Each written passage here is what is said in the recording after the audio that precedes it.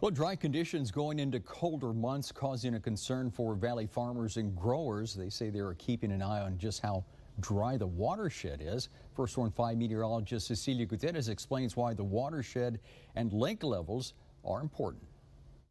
A year has made a substantial difference. Check out this data sheet. A year ago, the capacity levels at Falcon Lake were 48.2% full.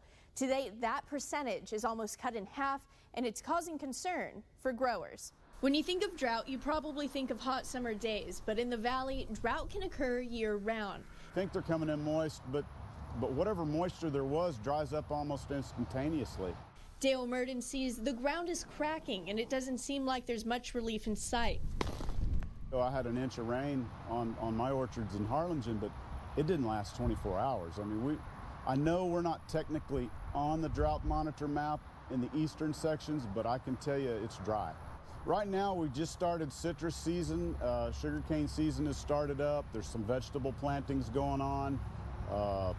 That's probably been hampered somewhat due to the dry conditions. People are having to water, to pre-irrigate, to get the vegetables up in the ground. You look at the drought map, and this is drought over Texas. Unfortunately, we don't have data for Mexico, but you look at Texas, right out here in part of our watershed, it's about as red as it can be. But notice the watershed's a lot bigger than that. It goes all the way out into West Texas. We need to look at rain in the entire watershed.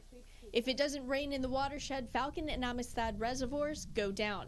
And they've both been going down, so that's why drought out here impacts our reservoirs. Take Falcon, for example. A year ago, water levels were at 48.2% full. Today, the reservoir sits at 29.9% full. We're also heading into a dry period. It doesn't matter how much it rains down here, it matters how much it rains out there. And the forecast for West Texas and Northeast Mexico doesn't look really good for rain anytime soon. This year, we didn't see a rise in the reservoirs like in years past because of the lack of Pacific moisture dumping rain in West Texas and Northeast Mexico. There's still plenty of water in the reservoirs right now, but if the downward trend continues, we could get into a conservation situation.